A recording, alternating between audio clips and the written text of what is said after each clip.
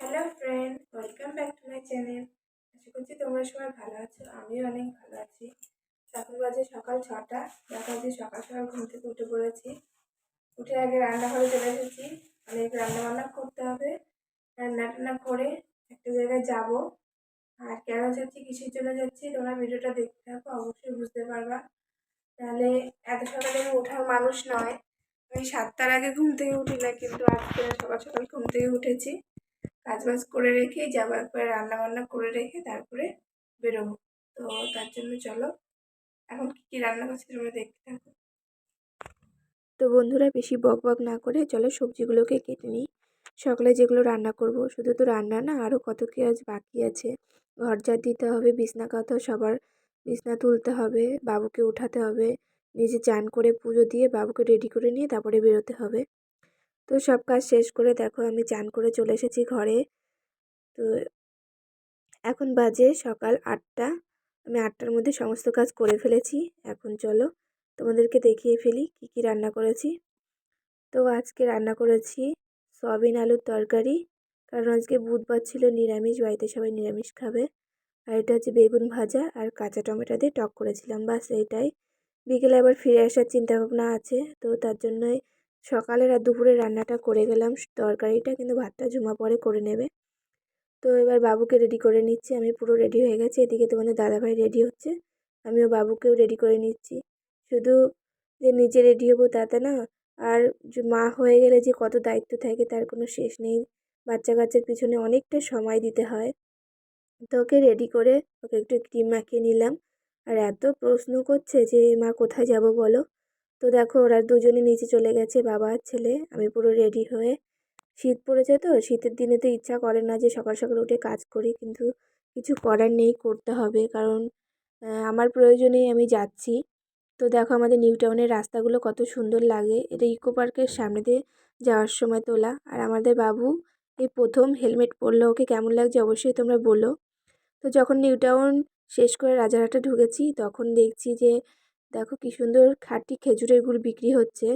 তো ভাবলাম চলো, চলে এসেছিলাম অনেকটা, তো তোমাদের দাদাভাইকে বললাম চলো মায়ের জন্য একটু খেজুরের গুড় নিয়েই যাওয়া যাক। মা একা একা থাকে তো, মাঝে মাঝে গুড় দিয়ে এটা ওটা খেতে পারবে। তো গুড়টা দেখেছি কত সুন্দর হয়েছে, একদম টাটকা খেজুরের গুড়, জাল দিচ্ছিল, গরম ছিল গুড়টা জানো। তো আমরা মায়ের জন্য 1 কিলো গুড় নিয়ে নিলাম।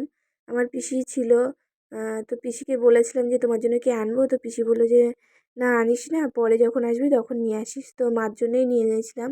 200 টাকা কিলো নিয়েছিল গুড়টা। খেতে কিন্তু খুব সুন্দর ছিল, আর গন্ধটাও খুব সুন্দর। তো দেখো দেখেই মনে হচ্ছে না খেয়ে নিই। তো চলে এসেছি বাপের বাড়িতে। রাস্তায় ভিডিওটা দেখানো হয়নি, বাবু ঘুমিয়ে পড়েছিল। এসে দেখি দিদিমা দেখো মাংস কাটতে ব্যস্ত হয়ে পড়েছে।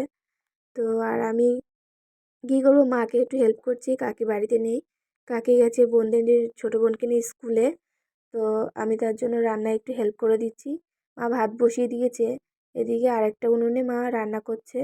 তো আমি ভাতটাকে দেখছি আর একটু জালটা দিয়ে দিচ্ছি মাঝে মাঝে। তো চলো দেখাই। এদিকে দেখো তোমার দাদাভাই রোদ্রে বসে আছে, আর মা এই পাশে দেখো ফুলকপি দিয়ে মাছের ঝোল করছিল হয়তো, তো মাছ দিয়ে দিচ্ছে তরকারিতে।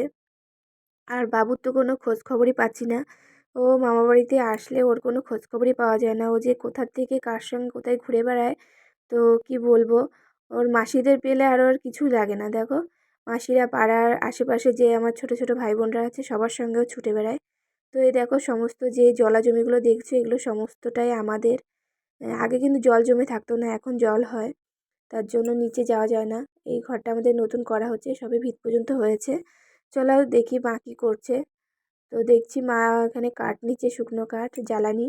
আর এদিকে দেখো অল্প একটু ক্ষেত বানিয়েছে সবজির, ওখানে শাক পাতা মুনেছে। এদিকে এসে দেখি দিদিমার এখনও মাংস কাটা শেষ হয়নি। তো দিদিমা মাংসটা কেটে নিচ্ছে।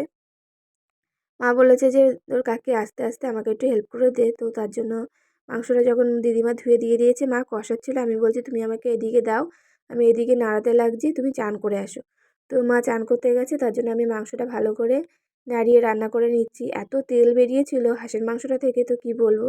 অবশেষে বাবুর দেখা মিলল, ও ঘুরে বেড়াচ্ছিলো, অবশেষে বাড়িতে আসলো। এদিকে দেখো আমার মামা, এটা হচ্ছে আমার বড় মামা।